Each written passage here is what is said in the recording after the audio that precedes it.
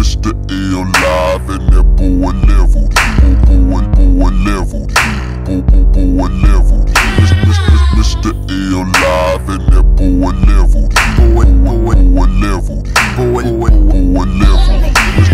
Mr. LLive, Mr. LLive and that Mr. LLive and that boy leveled.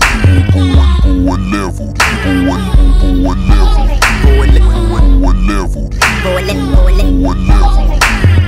Mr. LLive and that boy leveled. Boy leveled. Boy leveled. What it do, people? It's your boy LEVELEDHEAD back with my partner, MR.LliVE 08. and this is the Live and Leveled Gamers podcast. I know it's been a minute since you heard me and you, my boy, doing this, but hey, we got families, we got things to do, we do work. But anyway, we back at it real quick. We got some special guests. First of all, I want to introduce our homie TRIFORCE Johnson. What's up? Hey, hello everybody. Good night. How you guys doing? And we also got my other homie, my big homie. I don't know, you might be smaller than me, hip hop, but anyway, hip hop gamer. Strange, jumbo this quickly. I came up, just man was popping. All right, so we got two very worthy people on the show with us, and we're gonna try to do a quick show. This won't be real long, maybe about 35-40 minutes, and we ain't gonna be doing a whole bunch of topics, just one. So first of all, let everybody kind of bring everybody up to speed. Hip hop, what you been doing lately, man? You know, let everybody know what you want before we get into this. Working real hard as always, man. Just putting these deals and partnerships together. So I just want to give a big shout out to my fam, Loud Digital, Hot 97.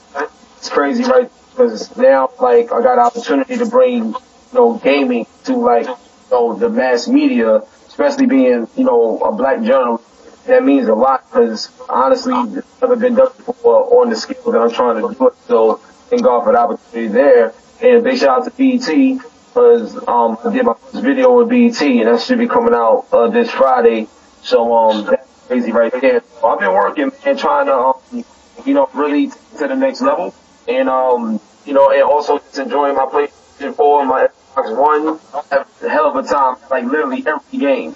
Like every game, dog. Seriously. So I'm having a good time. All right, that's what's up. That's what's up. Got a lot of things working when, talking to you behind the scenes, man. Seems like you're doing some big things, man. So we all trying to support you in what you're trying to do. I need it. Thank you. Okay. Anyway, TRIFORCE, what you been on, man? Man, literally just closed up the year for competitive gaming. Our season ended literally over the weekend. Just came back from World Cyber Games in China, Capcom Cup in California.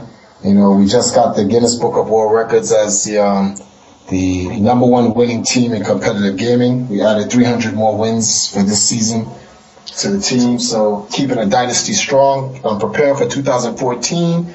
We have a couple of partnerships we're working out with, a new league that's going to be introduced. I can't say no more on that. Let's leave it at that. And we got some big things going. One thing I definitely want to say is congratulations to you hip-hop gamer. You're making some good moves in media to help expose gaming. And that's very difficult to do.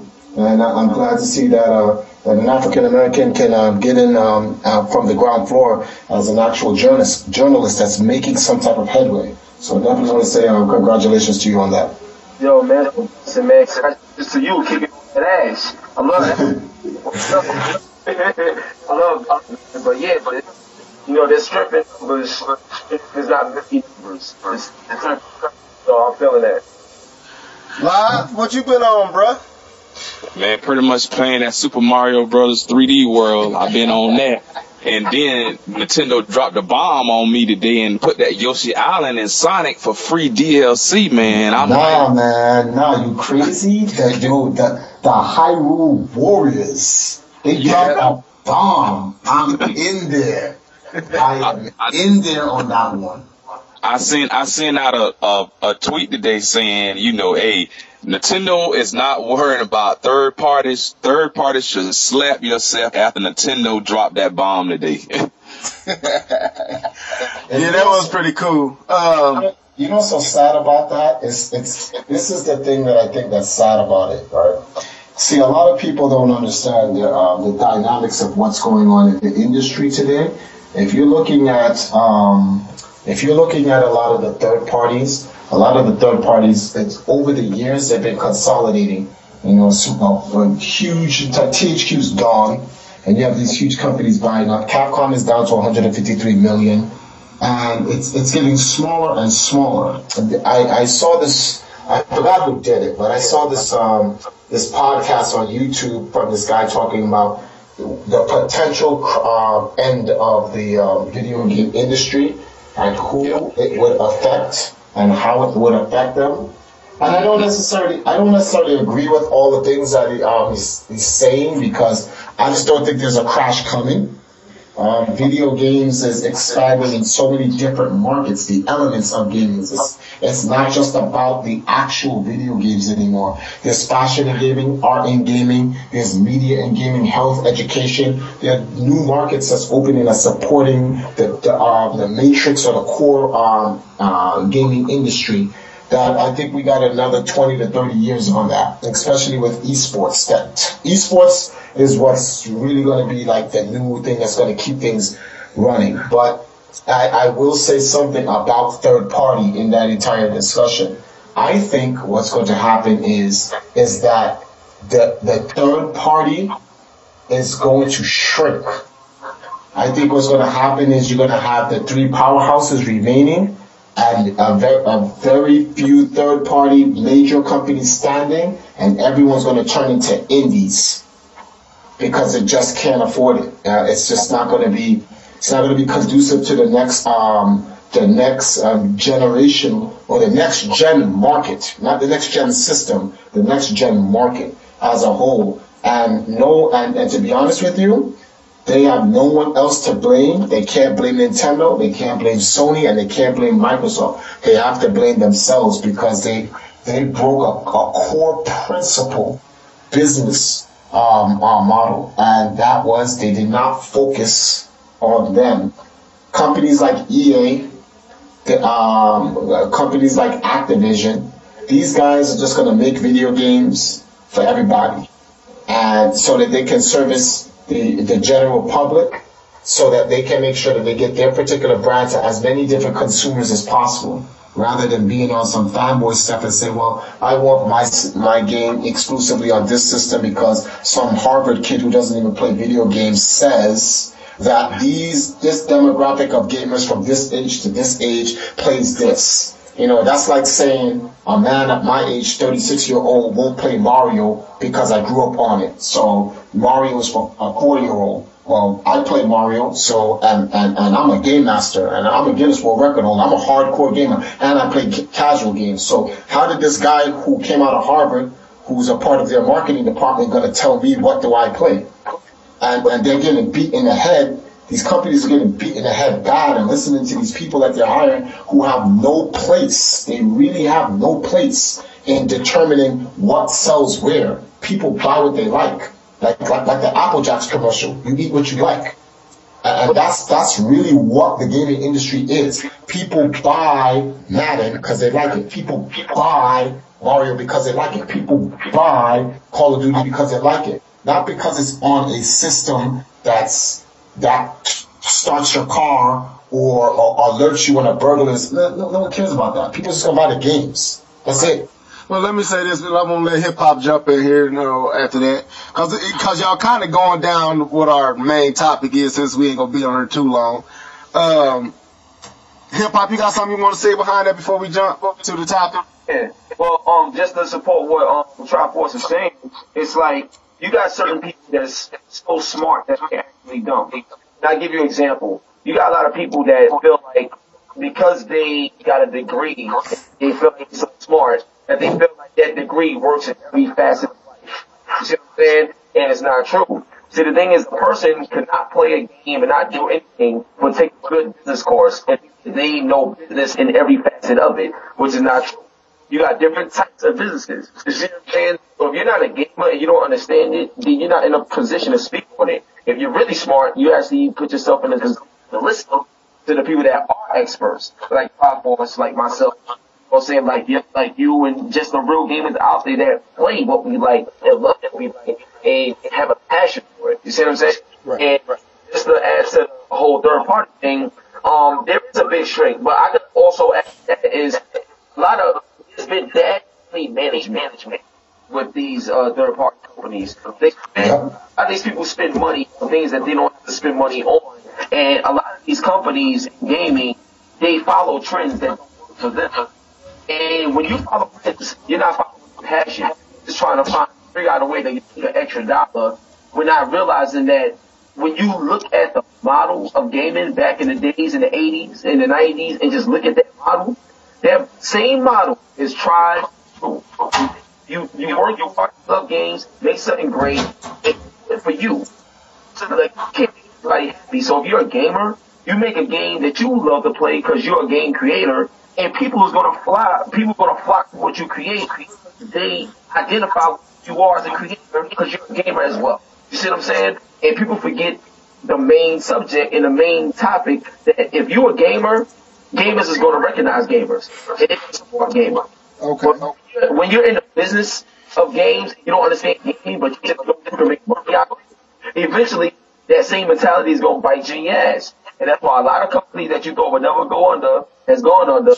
And indies is on a big rise because indies have the same creed of back in the 80s and 90s. Exactly.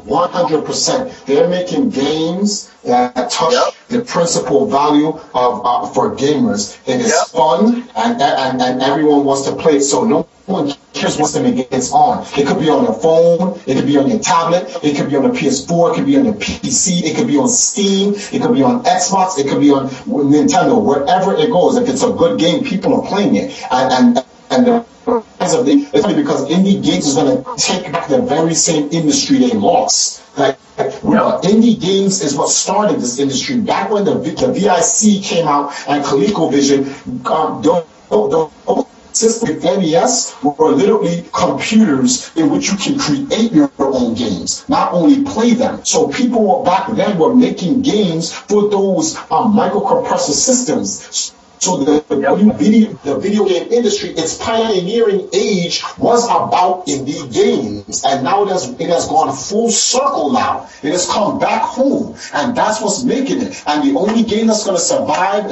is a tested brands that have evolved over the time. So all these fake brands out here that's trying to come up, nah, get out of here. Like if you have not established yourself in the last 25 this industry because you've been trying to sell trends, not games, trends to the scene you're finished. I love it.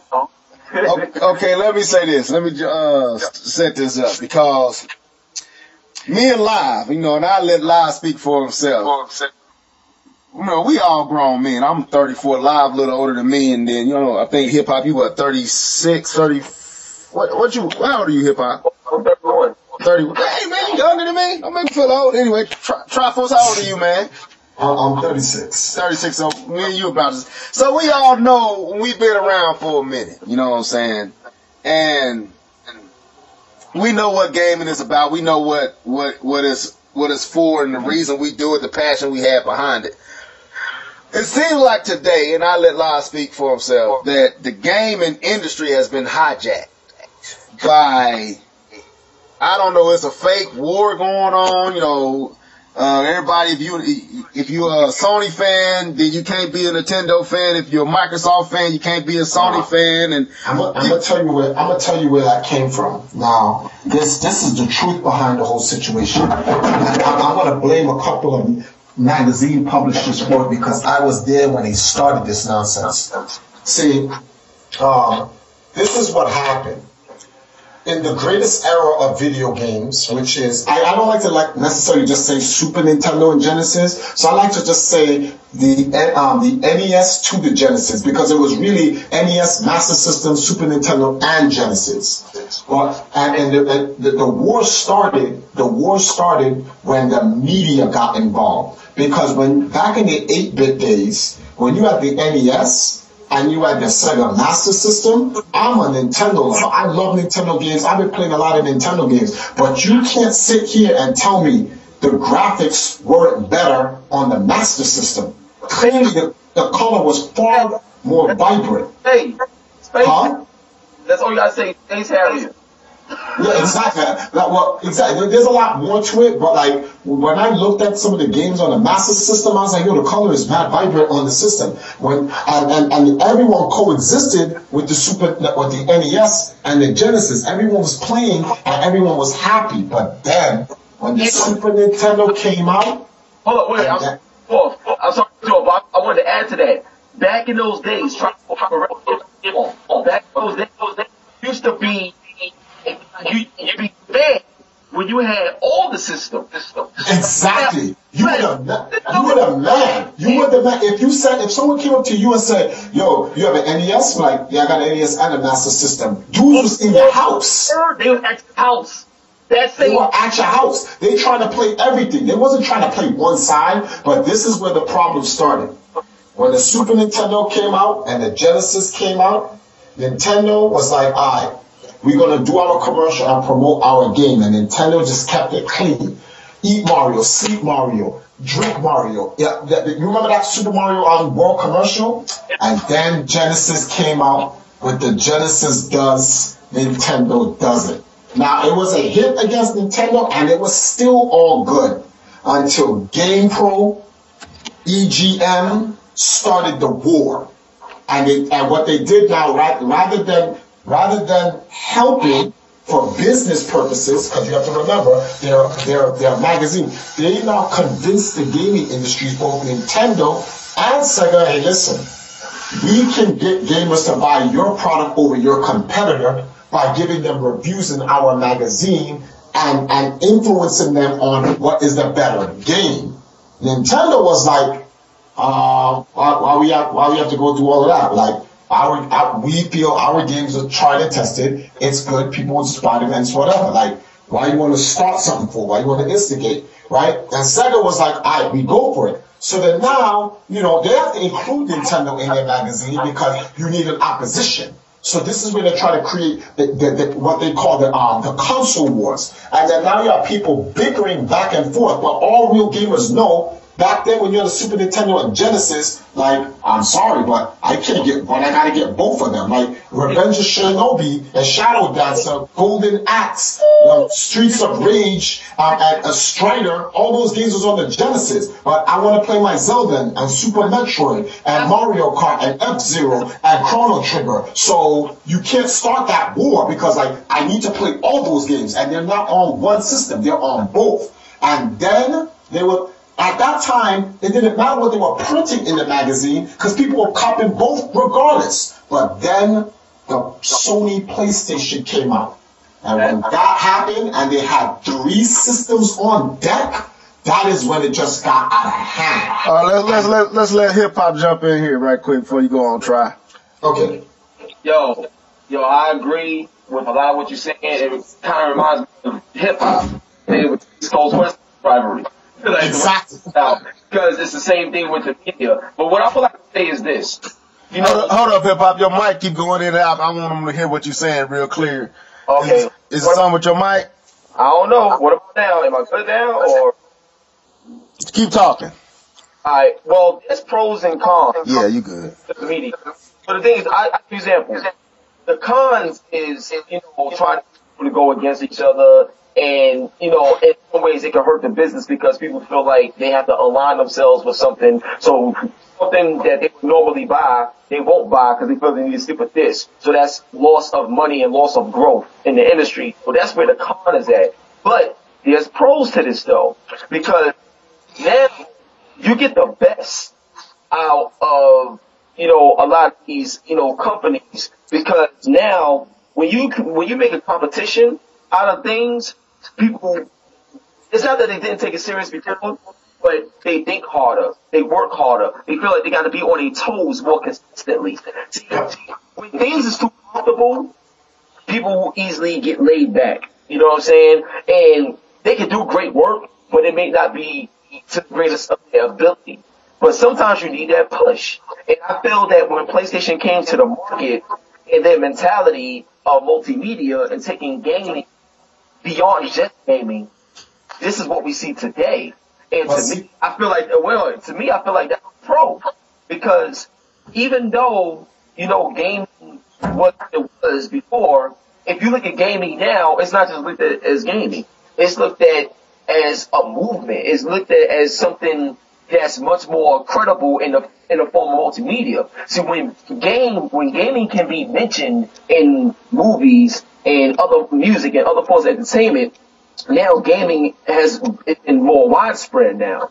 And you see that in development. You know what I'm saying? I really appreciate it. So there's pros and cons to everything, but I always feel that competition makes for better games, makes for better development, and it makes the learning experience a lot better, because now when you have a competition, there's a lot more things you gotta learn, there's a lot more things you gotta study, there's a lot more things that you can't really ease up on.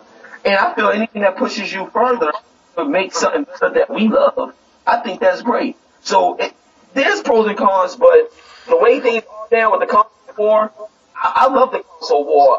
I'm a gamer, I get everything. But I love the console war too, because it gives it that much more excitement to what we love.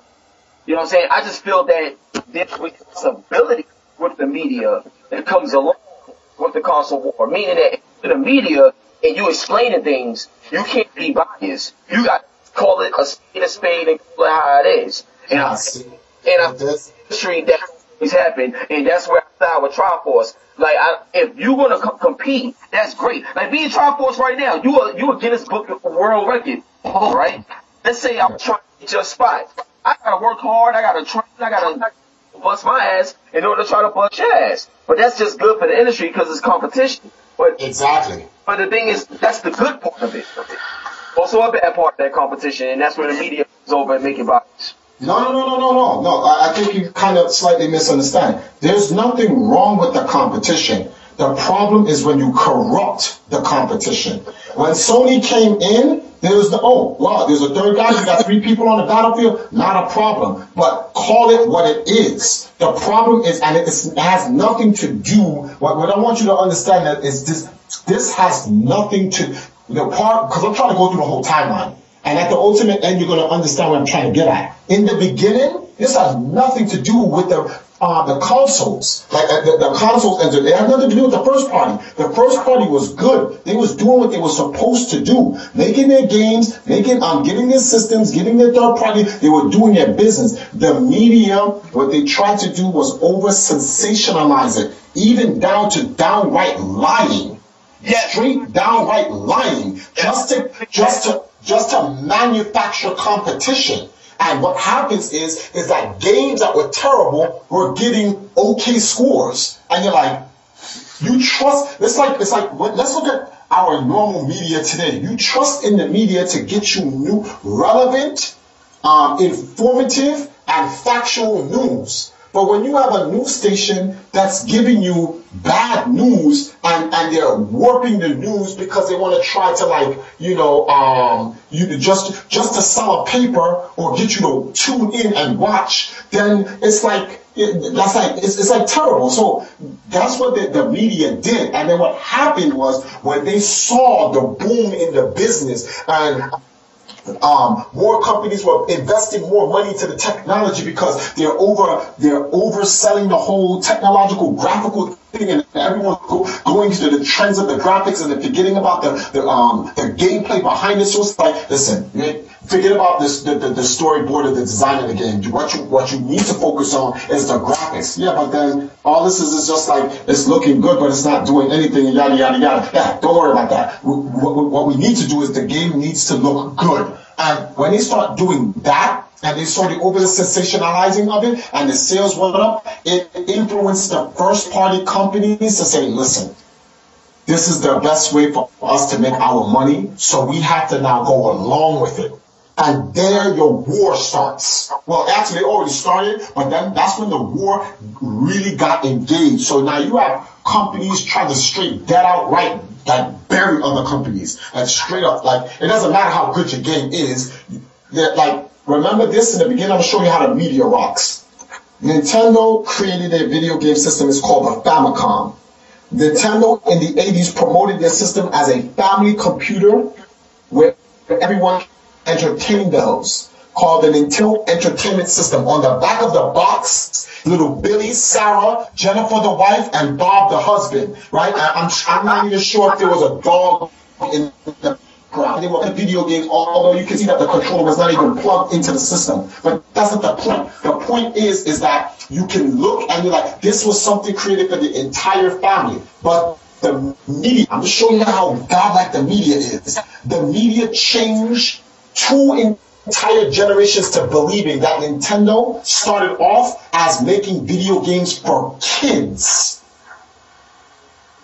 only. That's it, children only. Like Nintendo never had Castlevania on their system. Like Nintendo never had Friday the 13th, Go-Go, Wrath of the Black Manta, Contra, Metal Gear. Like those, if you took those games right there and you made a modern version of that today, those are not children's games at all. Those are adult games. So why were they on a system that people, not the media, trump Nintendo as, oh, this is a kid's system. If you want to play an adult game, and this is where the media now is filling this garbage about, you have to understand, well, kids between the age of 4 and 12, kids between the age of 4 and 12, they play, these little kid video games like Mario and Yoshi and stuff like that, and then I'm sorry, but 4 and 18, and then really 18 to the 24 play these more mature content based games and stuff like that. No, from 4 until you die, we play anything. Period. That's the truth. But the problem is you can't sell that truth to the mainstream. You have to compartmentalize and dissect it and create separate whole markets so people can eat up different shares of the entire market. Forcing Nintendo into this reclusive bubble. The smartest thing Nintendo did was, you know something? I see what these guys are trying to do. They're trying to push us into this bubble. So let us focus on what we do best. Let us focus on our own intellectual property. Sega made the mistake of saying, nah, they're not going to force us into nothing. And they tried to fight it and they got murked. They got murked for trying to fight against it because they didn't want to go. They didn't want to go. And that's not to say Nintendo accepted the role as making children's games. Nintendo pretty much ignored the role. They're like, we're just going to go and do what we do. Third party come and help us, they help us. But we're not going to become dependent on them. And that's what's happening right now to the other two first party companies. Mainly Microsoft, because Sony, over the years, if you look at what they're trying to do with Naughty Dog, they're bringing back a lot of their first-party intellectual properties that they built over the years, because they're starting to understand that, listen, you can't depend on third-party. Third parties like mercenaries. They're not on the team. They're just trying to make that money, fight your little battle for whatever exclusive time frame you gave them, and they out. That's what it really is. So that's what they're doing. So now Microsoft is in a situation now. Microsoft has to create. This is why Microsoft went out and bought Halo. They needed a mascot because they know, listen, the entire industry is about to change up. And if you don't have these mascots, it's not going to be a good look. This has nothing to do with the console selling. Who cares if Nintendo sold 100 million Wii's last generation? Who cares if Sony sold 80 million PlayStation 4s? Who cares if Microsoft sold 90 million Xboxes? That is irrelevant. Because first of all, y'all don't even make it. None of these guys except for Nintendo make any money off those systems. You lose money making systems. So it comes down to your intellectual property from the first party. This is why Microsoft has not turned a profit, because they don't have anything. They lose money on the systems. Sony, they lost a little bit, but they have enough intellectual property to scave off the loss. And you all know how Nintendo do. They don't lose nothing. So while people got this war all engineered wrong and they're looking at it wrong, oh, well, in this next generation. All right, I'll let hip hop stop it. Well, Live ain't saying nothing. Live, where you at, man? I'm right here. I'm just listening to the knowledge. I was going to say, all right, now. All right, so Pop is back on your, what you got to say to that. Cool. So now, what I would say is, and I love the points you've been making, man. Now, when it comes to, first party, Right, matter of fact, before you go to that part, when you look at Nintendo and the whole kid thing, yeah, I'm gonna be honest with you. Everybody in their armor thought that, like, you know, games was for, you know, for kids. Period. And the reason why is because you gotta think about it. Mortal Kombat was on Super Nintendo. Like, you know what I'm saying? We all know what type of game that was. So, in terms of Nintendo being called the kiddie system and stuff like that, their mascot was Mario. You know what I'm saying? Sega, their mascot, you know, was Sonic.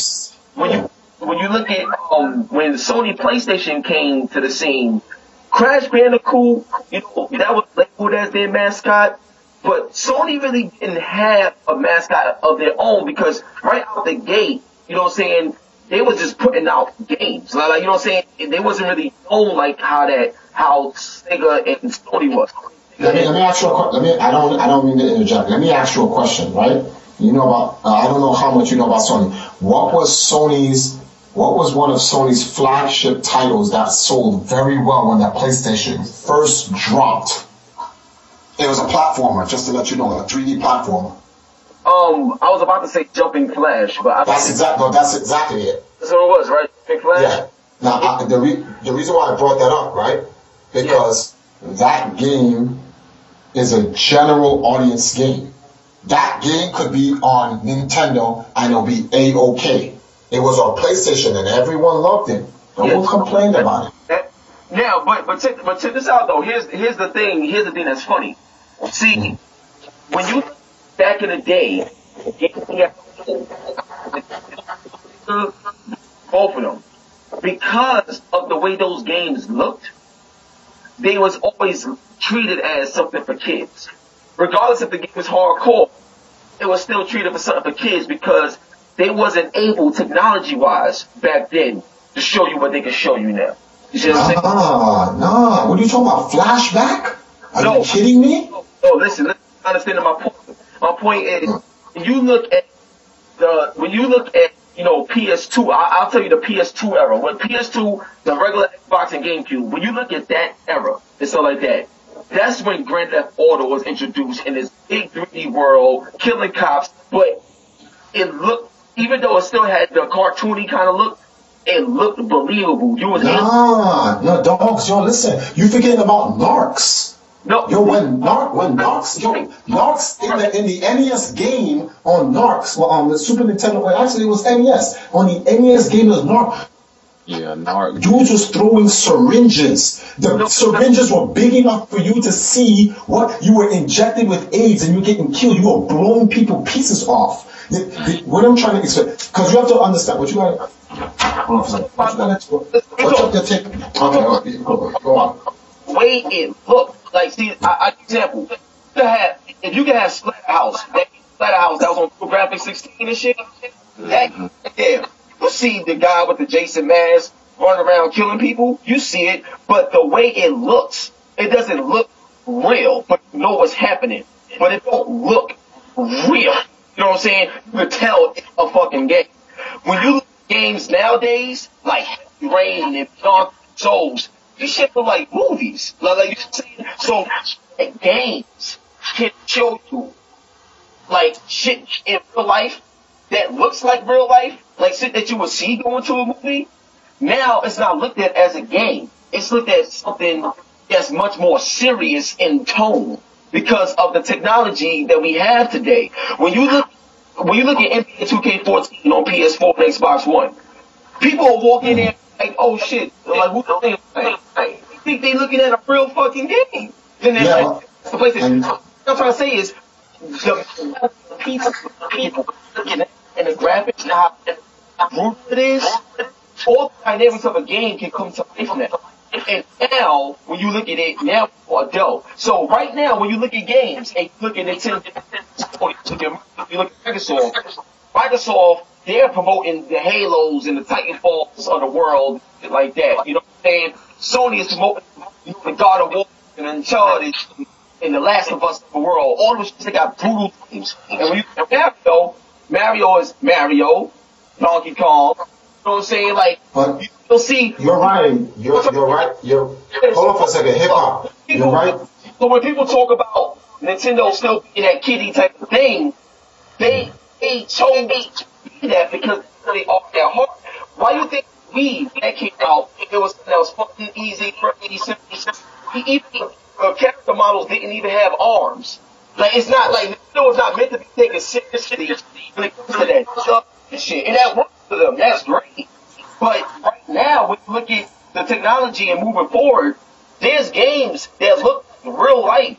And now people's gonna accept gaming as a whole is not just some shit for kids anymore. Because able to tell stories and dialogue and show graphics that can relate to adults as well and make it that much more believable. All right, hold on. Let me just interject. What you're saying is right, but your time frame is off. This is the situation here. This thing about Nintendo being a kid company did not start it didn't start at GameCube. It started at PlayStation.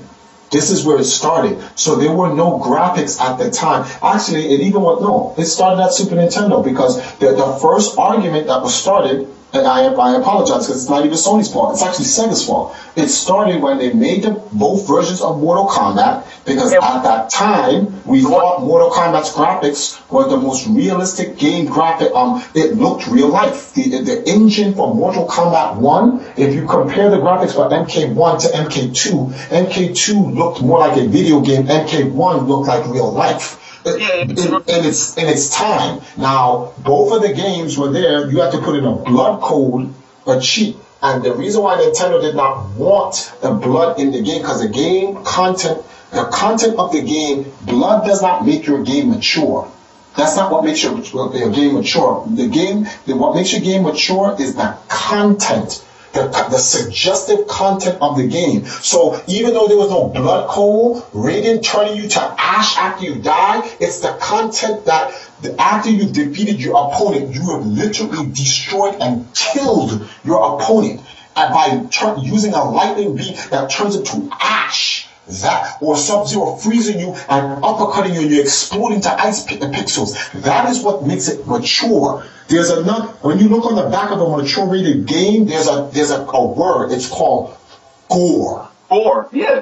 Nintendo wanted to get away from the gore because they knew that kids also played their game. Nintendo took a responsibility for the entire family because they knew the whole family was accessible to their video game system. So they're like, listen, we have a certain fiduciary responsibility to the family that we're serving. That if we're going to make these games, we have to be careful because we want the dad to play and finish his opponent, freeze him, and blow him up. So the dad, because he's mature, he can understand defeating and killing his opponent. But then at the same time, we need to keep it at a certain rating where a child will say, well, I can freeze him and uppercut him and blow up to ice, but even the kid knows, like, you can't walk into school the next day, freeze someone, and then uppercut them and they explode, which is what the media influenced this nonsense purposely, because video games is the only industry that can survive recessions. And when this country was going through its garbage for like the last 25 years, the video game industry didn't get hit by it. So now when violence started to erupt, which is something that's coded in our DNA as human beings, because in World War II and in the Holy Wars, we've been slaughtering people and chopping off each other's heads. And there was no video games back then, but they want to blame video games now. And yeah, that whole shit is bullshit right there. You can't blame video games for nothing. But let me add to what you just said. The same thing that Nintendo did to ignore the gore, right?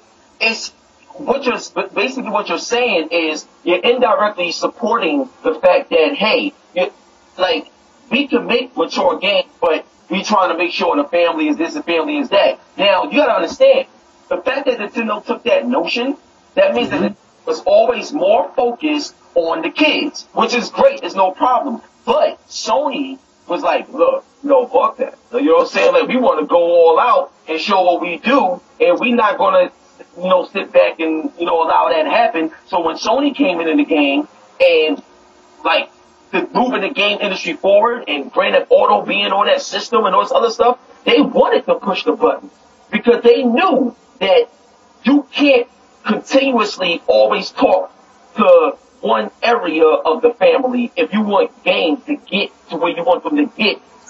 You're right. You're right, and you're right about that. You can't even. I can't even front on that. You're right about that. And Nintendo found out that, listen, you know, until the ESRB system was introduced, Nintendo found out, listen, although we're going to be servicing the family and we want to make sure we protect the kids, like, you're going to lose a huge market if you don't, feed the fan base that grew up on it. And when the 64 came out, Nintendo was like, okay, we in there with the mature games. Right? And shit like that. But see, here's the thing, like, Sony, you know, when they came to the industry and shit like that, and you seen Resident Evil, you know what I'm saying, and you see all these games and just everything going to the next level, people started, that's when a lot of the families like, oh, games shouldn't do this, games shouldn't do that. Why? Because it's just games, it's just kids. When Sony came in the market, Sony was the company that said, fuck that, games isn't just for kids, games is for everyone, no matter what content reside in it. You see what I'm saying? And you look at the industry today, just like how me and you are having a conversation right now, like, me and you was kids right now. Then people would try to tell us that we can't play Call of Duty, we can't do this, we can't do that. Why not? You know what I'm saying? It's still a game. That's what I'm saying. There's no limits anymore. And the reason why there's no limits is because Sony and, you know, Microsoft capitalizing off of that, you know, even Sega with the Dreamcast, they decided to push the industry forward and go above and beyond the bullshit that was thrown at us. Nintendo had a slight fear of what the industry would say, so they decided to play the safe zone. The fact that they played the safe zone back then is the same shit that haunts them now. So when you... hold on. I want to jump on that. Because I'm glad you mentioned that. It's not that Nintendo was trying to play the safe zone. Here's something that a lot of people are not aware of. When Nintendo was in this situation, and this is why I don't do the console war, because it has nothing to do with the console makers. It is not a Sony thing. It is not a Nintendo thing. It's not a Microsoft thing. It is a media thing. That's what it is. The media is the ones that perpetuate. Remember when all this violence nonsense was going on? They were going to attack the video game industry. That's what they wanted to do, to attack the video game industry. Anyone who did their homework on the companies, Sega, Nintendo, Microsoft, Sony, only 2 of the 4 companies are actually video game companies. If the government had their way based on what the media was perpetuating and the government stepped in to reform the video game industry, it would kill Nintendo, well, at least in the United States. But nothing would happen to Microsoft or Sony. Do you know why? They're not video game companies. They have departments, and they're using consumer electronics and application and technology to push what they consider to be forms of entertainment. So if the government stepped in, they're going to say, listen, you can't, why do you think the government can't stop the violence in video games? You know why? Because who are you going to stop? Which industry are you going to tell don't do this? You're going to tell Sony's consumer electronic $1 trillion industry, you can't do that? You crazy? They'd have to stop Matsushita, Panasonic, they'd have to stop all of those guys. That's not happening. And you know exactly. So what are you going to do now? Go to Bill Gates and go, hey, listen, you're going to have to, Bill's going to be like, listen, get out of my face with that. But guess what? If they go to Nintendo, it's just Nintendo's just a video game company. But guess what? They can't attack Nintendo. You know why? Because Nintendo is not responsible. They go, listen, we're a first-party company. These are the games we play. We have a policy, a fiduciary responsibility, obligation to our consumers and the family, and we abide by these things, and we do not violate any laws or whatever. So what are you going to stop us about? This is why the government just keeps getting spin in a circle, and idiots like Lieberman and those morons who try to make all these they just get sent back home because there's nothing to attack. So, but this is why Sega died, because they tried to go out as a video game company and go into a field that is not theirs. Sega tried to jump out of the video game field and say, I want to rock with the big boys in consumer electronics and technology. And they got bodied. They got outlined in chalk. And before they died, Sega was like, Nintendo, save Sonic. And Nintendo's like, Sonic, yo, come on, cuz, like, it's an unfortunate situation right here. No offense, Sega fans, no offense, but it is what it is. But like, and at least they saved Sonic. But now Nintendo is in a situation and in a position. Look at what they got to do to defend themselves against the continuous attacks against the media. You think the Nintendo Direct is some service? You think Nintendo's Direct is some service to fight against Microsoft and Sony? Nintendo doesn't care about those guys because those guys have nothing to do with them. Nintendo Direct is Nintendo's own controlled proprietary media to target their complete demographic that they're focused on with no interruptions, no nothing. They were smart enough that when they started this in the 8-bit era, they're like, yo, listen, we're going to make Nintendo power. You know why? Because in our magazine, we will never have anyone badmouth our games without just cause. They foresaw all of this. That they had the end, and the smartest thing that they did was they bubbled up. They said, we're going to take, since no one's here in the video game industry, we're going to become the kings of the video games. Let Sony become the kings of consumer electronics, and they have their video game department, and let Microsoft stay the kings of their applications or whatever it is that they do on Windows, and they have their video game department. And that's why all three can coexist peacefully, because ain't no one in anyone's industry. Well, that's the truth. I'm gonna say this, right, and this is something in terms of the media, like bashing Nintendo, like in terms of seeing, like when you see articles saying, you know, Wii U is in danger, Wii U is that, or whatever. Now, I'm not saying Nintendo is in danger, but in terms of Wii U in that particular platform, like a lot of that stuff, and a lot of Nintendo fans don't want to hear it and stuff like that. But I'm a Nintendo fan myself, but I'm a realist. You know what I'm saying? I was out there early 4 in the morning, getting my system. You know what I'm saying? I did my unboxing just like I did with all the other systems. Wasn't no bias or nothing. I love my fucking games, dog, and I go out and I buy everything. I was the one blowing up Zombie U when the whole industry was hating on it. Like, this is me, dog. But I'm gonna tell you something. As much as I love Nintendo, Sony and Microsoft, we need the fans of gaming to know these console manufacturers, not only when they do great, but also when they do not so great. So not gonna happen. The generation has been indoctrinated so much now that even though a guy like me and you can sit here and talk about the realness, the fans now find a form of entertainment in the console wars. The console wars itself is entertaining. It's a game in itself. So they purposely do this. Let me jump in here. I want to jump in here on this.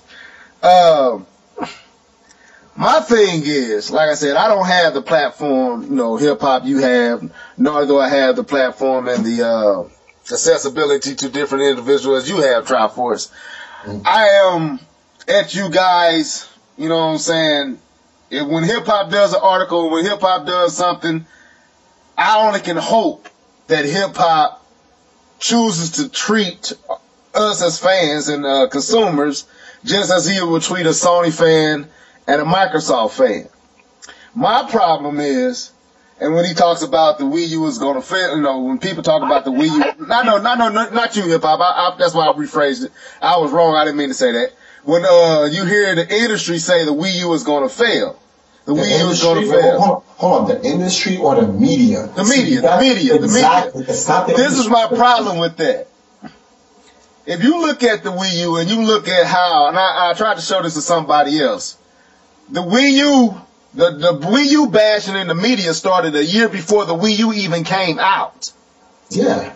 They started trying to kill this system before it even came to, a year before it even came to the shelves, before you ever made the video about Zombie U, before you ever said anything that you said in that video, they was already trying to cripple the sales and cripple the reputation of the Wii U in hopes that Sony and Microsoft system will be more successful. And this is why I asked the question, has the media that covers gaming been hijacked by, honestly, even the word fanboy has been hijacked, but since we use it for that, haven't been hijacked by fanboys, or are media, gaming media legit? No, actually, I can answer that question. The media has not been hijacked. The media has found a new economic well to make money off of indoctrinating fans to believe in a war that does not exist and get paid for it. That's what I was saying the other day, with, you know, hip hop, me and you and Torrance and all the other was talking, Michael Pachters, Jeff Keighley. To me, when I listen to these dudes, I always say I want to keep you honest. If I ever got my foot in the door, this is the type of stuff I would come at Michael Pachter with. I'd come at Jeff Keighley like this. I'd come at Reggie.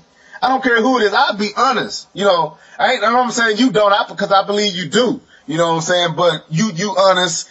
You're honest dude, and that's why I like you. But you know, I don't agree with everything you say, hip hop, and you know I don't. But but you're an honest dude. But I even when I did my David Young interview with Nintendo, I asked them tons of shit. Right. And they dodged you. That's what I said. They dodged you on a lot of the questions. I don't play. When I tell you I'm gonna do something and I come through, this is what I do. But, right. Let me. Go ahead. I was gonna finish what I was saying. When you okay, you gotta look at, like, you gotta put my shoes on. You gotta put on a Nintendo fan's shoes. I'm more than a Nintendo fan. No. Huh? Since the 80s. No, I know that.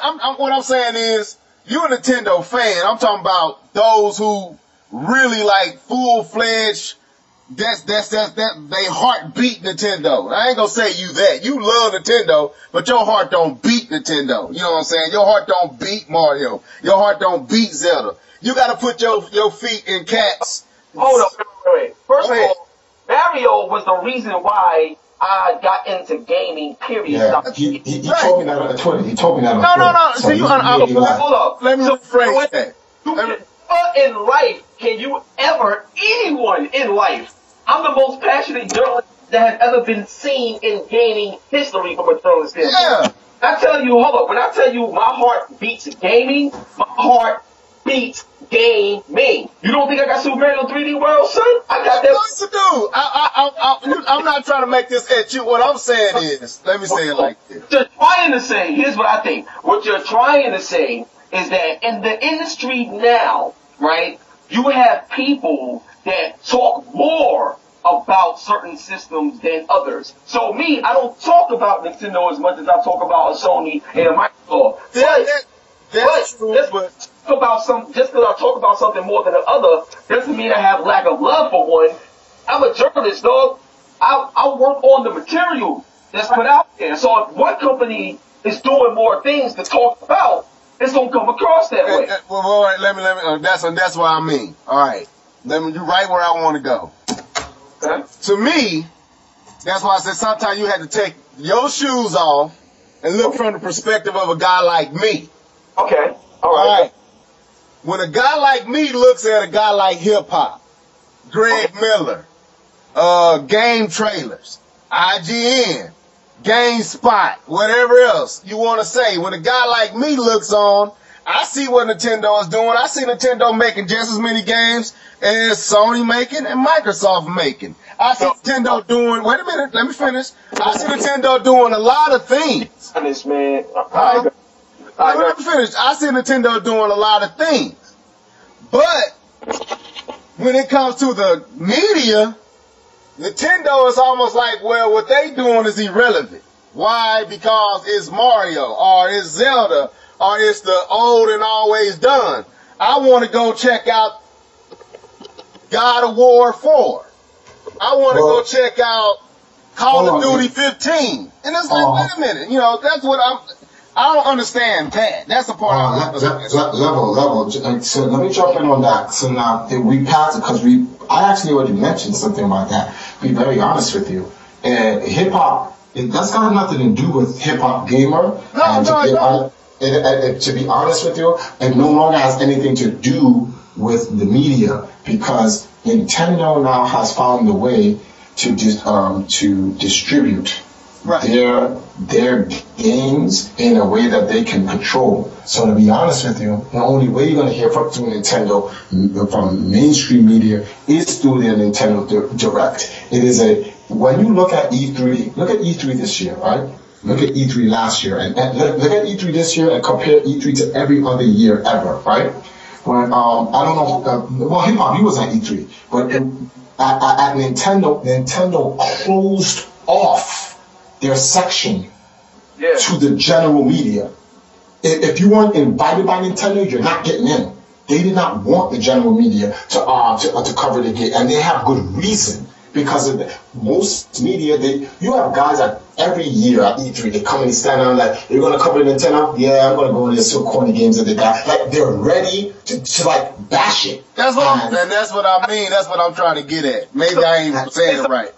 Let me say something. I agree with what TRIFORCE said. I know people. I ain't going to drop their names, and I'm a name dropper. But the only reason why I ain't because I honor their respect. Like, in terms journalist code. You can't do that anyway. So my thing, no, I do that sometimes because I don't give a fuck. But I'll tell you, like certain situations, I do name drop because I want somebody to say some dumb shit to me because I'll get it in. But anyway, that's beside the point. Like, I know people that hate Xbox, hate Microsoft as a company, so they will purposely find a way. Like, find something wrong with the system. Like, the system could be great, and they still try so hard to find something wrong just so they can not give it its full props, even when it's deserved. I know people. It's crazy. It's crazy. I know people that hate Sony so much that they'll walk in and be like, "Oh, Sony, I don't even want to be here." Like, it's shit. Like, yo, real talk. I know people that do the same thing for Nintendo. Now, I'm gonna tell you something straight up, right? And this is just real shit. I know everybody that got vendettas against each system because of their own personal bias. I know this for a fact. I'm talking about big websites, medium websites, new startup websites, and everything. Like, you know what I'm saying? When I started my shit, there's a reason why I put gamer in my name. Because there's a reason why my belt has Xbox, Wii, and PlayStation on it. Like, there's a reason why I make sure that everything I do deals with the industry, deals with the culture. Gaming is a fucking lifestyle. You don't just play games. You live it. You see what I'm saying? Yeah. 100 on that. 100 on that. Yeah. That's what I'm talking about. So, what I want to tell you, in this day and age, I'm not saying it's right or wrong, but what it is today, Nintendo is trying to focus solely on the people that fuck with them. So I'm going to put this in street terms. Nintendo right now, they know that from a standpoint of their belief, there's a lot of people that's not fucking with their own beliefs. And I give you an example, and me, there's a lot of things that Nintendo do that I don't agree with either. Because a lot of shit don't make sense. I agree. I'm on the same page. They have their own method to their own madness, so be it. So they only fuck with people that fuck with them. That's the way Nintendo is. Sony and Microsoft, they want to fuck with everybody. Because they understand that there's a big world out there that I can reach. Nintendo don't mind only fucking with certain people that fuck with them, because as long as their business is still intact by them going through those merits, they are happy with that. Nintendo admitted themselves that they're not real good when it comes to competition. They're happy with what they're doing. Like Nintendo Direct will stay with Direct. Like, these are the reasons doing it. So my thing is, if that's what they want to do, then fine, that's cool. But you can't get mad when the media say the things they say, because sometimes they're not always right, but then there is times where they do got points. So, well, hip hop, let me jump in there on something. You know what's so funny? This is the funniest. I want to show you something mad funny, right? Have you ever heard a time when Nintendo, not a fan of Nintendo, not someone who's in a media company writing for Nintendo, Reggie, Kit, Krista, anyone from their PR department, America, Japan, Latin America, Europe, have you ever heard Nintendo ever complain about anyone saying anything about them? People say what they say about Nintendo, and they just go, okay, and they keep moving. So it's funny how people say Nintendo's complaining. Nintendo doesn't care. It's like, they're not complaining. What are you talking about? Like, remember when they wrote that article, when are you going to stop making Mario? Mario doesn't sell. And what version of Mario are we on right now? Like, they don't care. Like, listen, they go. But see, here's my thing. I'll tell you my gripes with Nintendo and a lot of Nintendo fans. and I'm a Nintendo fan, but like I said, I'm a realist. Here's my gripe with all of them. Now, Nintendo, as great as of developers they are, and stuff like that, when you look at the 80s all the way to now, and when you look at new IPs along the way and stuff like that, like, I don't like the fact that they always rely on Mario as the ace in the hole and Donkey Kong the usuals. I don't like that personally. The reason why is because I feel that there's a lot of times where Mario comes out and, like, I bought my Wii U. I didn't want to play Super Mario Brothers Wii U. I played Super Mario Brothers Wii already. Like, that's another thing. It's like, I don't like the usage of Mario so damn much because it gives the impression that all you're good at is this. When okay, that's a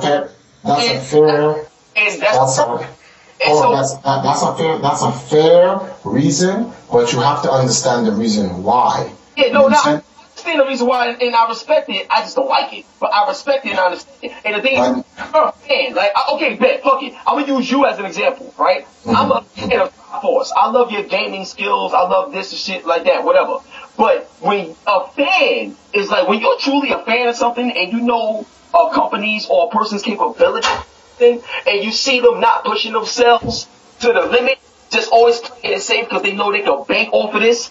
Like, it's the same thing with Call of Duty. Call of Duty comes out every year. They don't give that game enough time to grow like a Battlefield does when it comes to technology and pushing shit forward because they know they're going to bank on Call of Duty every year. So they change the character, change the story up, put the same name, same engine, and you're good to go for another billion. So my thing is, the same rinse and repeat tactics that you see Call of Duty utilize within Activision's camp is the same thing I see with Nintendo. And to me, I'm like, as much talent as you guys have, gaming as a culture, one of the most important things in gaming is what? Creativity. Now, hold on. Now, hold on. Let me jump in for a second because I want to show you something.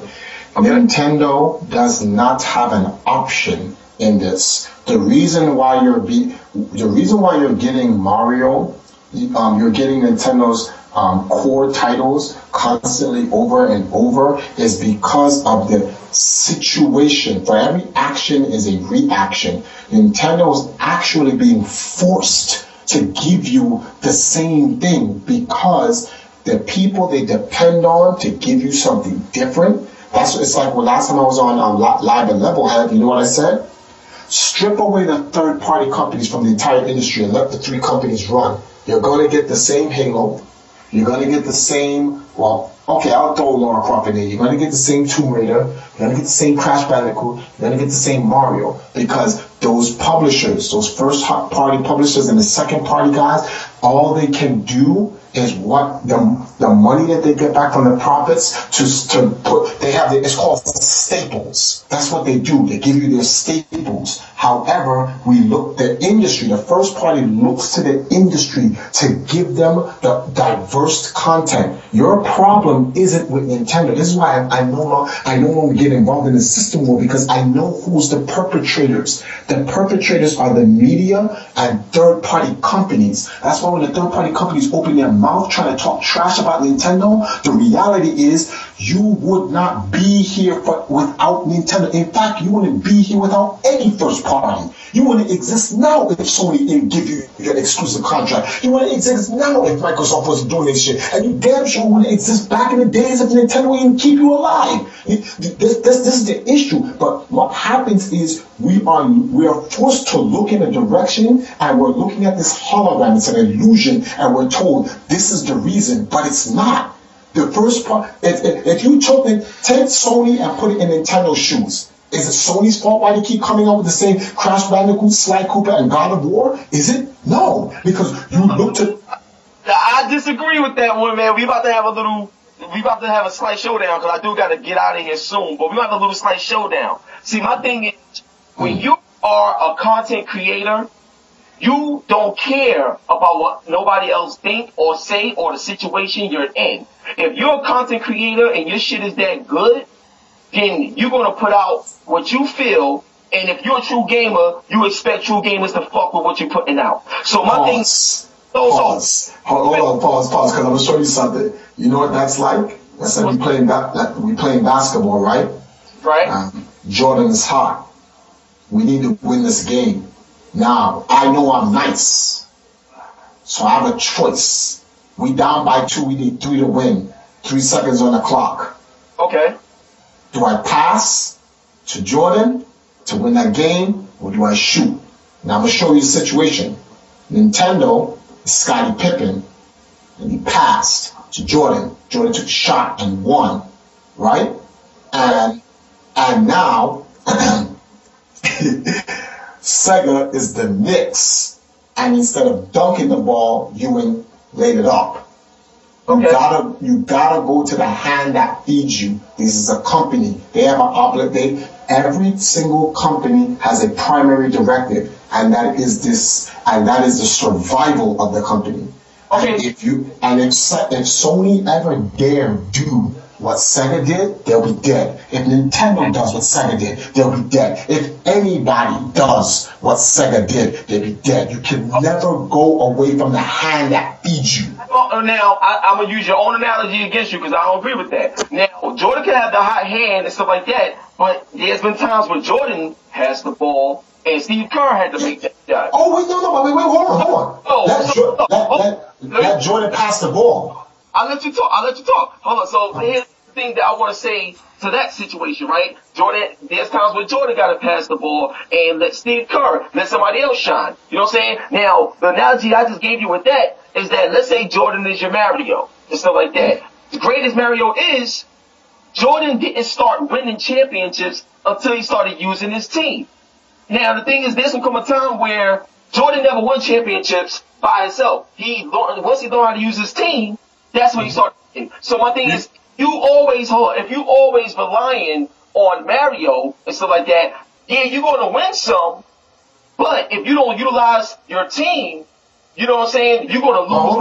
But Nintendo use a team. Scottie Pippen is Zelda. Link did take mad shots for Jordan all the time, right? They use Metroid, they use F-Zero, they use Pokemon, they use Star Fox. They got their team, but I'm sorry, that bench ain't working, B. That bench is trash. Like, third party's trash, B. The bench, like, yo, come on, we down by 10, and you wanna put who's this guy, Steve C. King out there, and Bill Wennington? Get out of here with this, B. Check this out. All those players and Jordan and Kerr and all those dudes, they're not playing no more. They retired. So when Jordan leaves the game, you got Kobe that rises. Then you got LeBron that rises. You got these new people, these new IPs that rises to the occasion, and then they take over the gaming. And this is where Nintendo is missing that element. The new stars arise. If you can keep, man. oh shit. They traded LeBron. They traded LeBron to the Bulls. That's why they got Sonic. Cause that's what it is. Oh. They got Jordan. Actually, nah. Sonic ain't even LeBron. Sonic is Kobe. I'm like, you got Jordan, Pippen, and Kobe. If I was the president of Nintendo, nah, man. I'm starting that, dude. We got my shooting guard. We got a point guard. We're gonna run Scotty at the yeah, I'm not changing that lineup, dog. I got Jordan, Pippen, and Kobe. You crazy? I'm not doing it. Hold up. Now, on top of that, and this is a fact. This is a fact right here because we're talking numbers. Now, based off the stats that I gave you in terms of my analogy, in terms of using your team, then once people retire, you got new rising stars. Like, when you look at Nintendo, from a console standpoint only, right? Since they came out with the NES, every system after that sold less. Every generation after that sold less. Then the Wii came along. When the Wii came along, that's when they sold a lot, like in terms of the 100 million. But even when they sold that, they started going down, and the Wii U, we obviously see the results of that, in terms of this moment. But the point I'm trying to make is this. When you come out in the 80s, and everything you do after that as a business, as a brand, continuous goes down significantly in terms of your end result for the generation. As great as Mario is, he's not utilizing his team. You wanna know why? Because in business, you look to grow. And when you look at PlayStation, right? PlayStation 1, the PS2, then when PS3 came, they made a lot of mistakes. and they did 80 million instead of the normal 100-something million, but also they faced some serious competition, direct competition with 360. But regardless. Oh, come on, hip hop. Look what you just did, man. That was wrong. Listen, Nintendo, the reason why no system up to the Wii made sales like that is because after the NES, every system after that, Nintendo was in a 3-system race. The Super Nintendo was out when the what's the name of this game? The Genesis and then the Neo Geo dropped at the same time. That was a 3-system war. The 64 dropped when hold on. The 64 dropped when PlayStation dropped, and then there was a Saturn right there. You had to fight that. And then the PS2, the PS2, Xbox One, what was our other system that came out and died instantly during the GameCube era? I forgot the name of that system. It just came out and bodied real quick, the point I'm trying to make is when the NES was by itself with Sega, they sold well. Every system Nintendo has been in, every generation Nintendo has been in where there's been a third entry, of course the sales go down. It's more diversity. Consumers have a third option to pick from. No. Sony was always in a 3-system war, and they rose. Look. PlayStation 1 came out. I'm going to say this because I got to get ready to go. But when the first PlayStation came out, they had to go up against Saturn, and they had to go up against Nintendo. And what happened? Right? What happened? Saturn died, making it a 2-system war, and then now Nintendo took second. It's not Sony's fault that they beat Saturn. No, I'm not saying there's no fault. I'm telling you why Sony was the victor. Sony was a victor. And it also have been, like I'm listening to hip hop. Could it also been with the PlayStation 2, the length of time that those systems were still being produced? And exactly. Because the Wii 2 just, I don't even know if they stopped producing it yet. First of all, the Wii U is literally the most successful system in the history of the console market. It had the least amount of time on the console and sold the most in a time versus sales ratio. What? Who? The Wii U, time versus sales, like the reason why the PlayStation just sold 150 million, they've been out longer. They've had more time. If someone did a comparison, they said, give the Wii, take out the, let's say they're going to keep running production for the Wii for the next 5 years, right? And they bottom it out at $100. The Wii is actually going to outsell the PS2. It's going to. The Wii used half its lifetime. If you compare the years the PS2 has been out to the years the Wii's been out, the Wii's been out half the time, and it has 100 million plus already. It took Sony, I think, PS2 was 12 years to reach 154 million, but Nintendo took 7 years to reach 110. Okay, give Nintendo that last 5 years and see what happens. So in the time ratio, they're really relatively the same. Or Nintendo, because if I'm Nintendo, I'm going, okay, you know something? We're going to keep the Wii out, and we're going to make the Wii what it is, and we're just going to sell the Wii for $100. For the next 5 years, guess what? Guess how many kids is going to get a Nintendo system at $100? Because it's just convenient for them to buy a cheap system for their children. And all the new kids that's coming out, all these new kids who's like 4 to 9 or whatnot, they don't need any of these new systems. And this is me pushing the whole kids market thing. Like, if Nintendo really wants it, you know something? Let's just keep the Wii out, and we're just going to make about 50 more, we're going to make 50 million more systems. Right now, we're just going to leave that shit in inventory and sell it at $100 for the next 5 years. Nintendo will sell 160 million and beat PlayStation in the same time frame.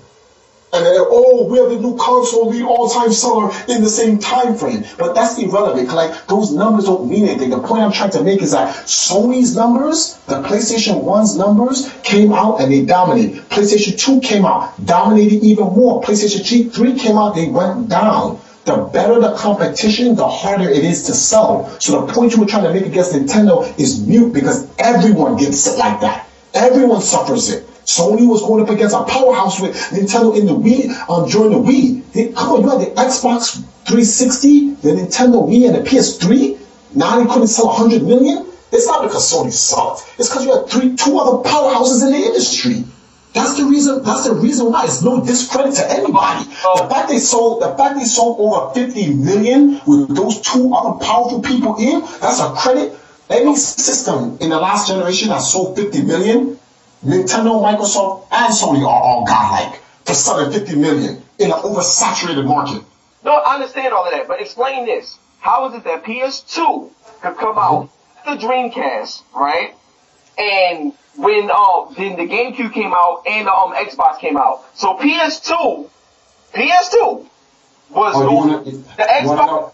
It was going the answer to that is simple. PS2 was the first backwards compatible system, and that was an ingenious. Whoever came up with that ideal was genius. All they did was combine the PlayStation 1 into their next generation system, and they stole off the back of their first system so you can buy Generation 1 games on a Generation 2 console. So of course, people went into the store, well, you know something, I want to get a PS1 because I want to play some of my games. And I used to work at Game Express. I get a PS1, just get a PS2. You'll be able to play today's current games, and you can still play yesterday's generation games. It doesn't make sense buying a PlayStation 1 for $100, and then next Christmas you come back and you have to buy a PS2. Just buy a PS2 now, and you just saved 2 years. And guess what everyone did? Can I add to that?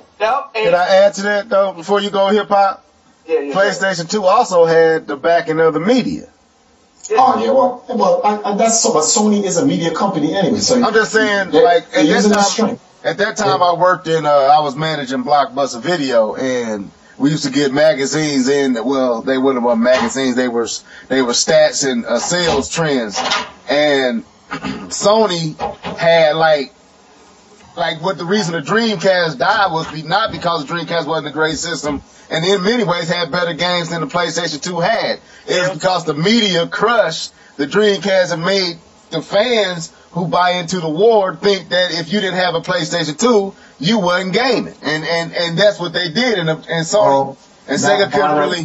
Not that they were bootlegging Dreamcast games. Bootlegs really got like this, and that hurt sales for Sega. And you know what the problem was? Sega was like, you know something? We don't want to be in the same trend like Nintendo, where all we make is Sonic games and Streets of Rage and Shinobi games. So let's go spend $100 million or whatever they spent on Shenmue and all these different games that no one can identify with. And we're going to sell these brand new games to our old demographic and expect them to identify with it. That's what I was talking about, going against the bubble. Like, you passed the ball to Jordan, idiot. You new on this team. You don't give the ball to Shenmue and say, take a shot. Great game and everything, but I'm not giving that shot to Shenmue over Sonic.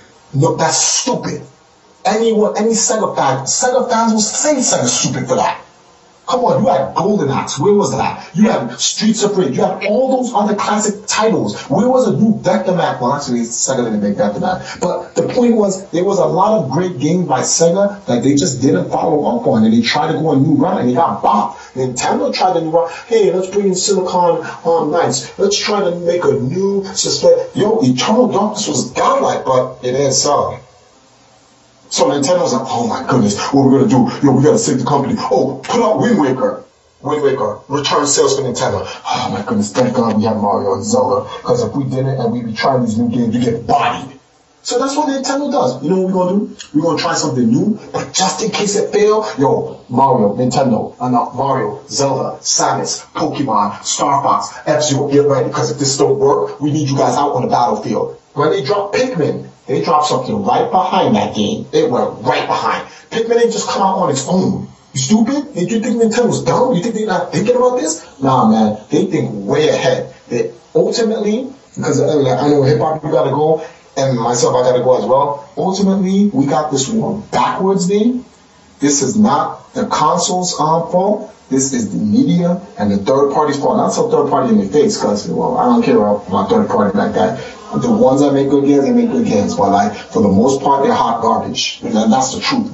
When you look at the trash in the last 30 years, if we could make a landfill of garbage games, I bet you 98% of them come from third party. Because they know first party making trash. That's not their MO. They can't afford to make trash. So all of stuff comes from third party. But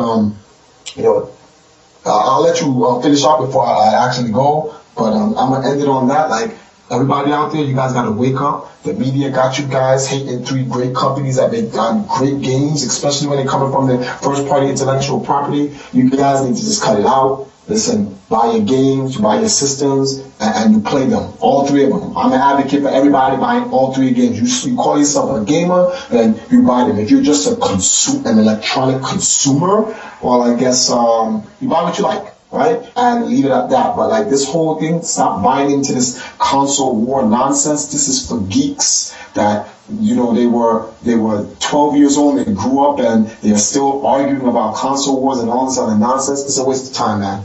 Trust me, you ain't getting paid for it on top of it.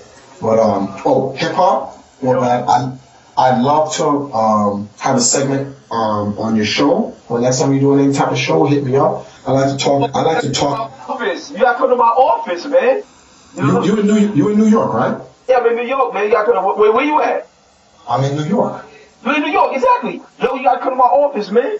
Wow, amazing, man.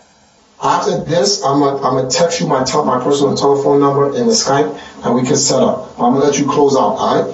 All right, cool. I love you, my dude. You're all right, man. Thanks, man.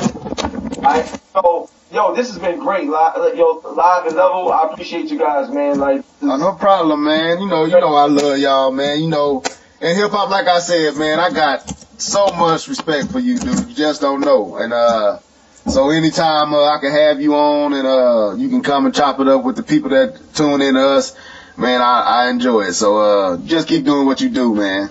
Definitely, man. And I just want to encourage everybody, just like TRIFORCE said, like, get everything. Like, I'm telling you right now, because I'm home playing Xbox, playing PlayStation. I got my Wii U in the other living room. I got my PS3. I got a next generation room and a last generation room. Now, I know a lot of y'all, I know you feel Wii U was next generation. That's your opinion, fine. I'm not finna start that up again. You already made Torrance leave Twitter. Yeah. I ain't starting that up. I don't feel it's next generation at all, but I have a next generation room. Everything, capture, and I'm having a blast, man. So I encourage everybody, if you're a gamer, be a gamer. Get your hands up and let's rock, man. Word up. So God,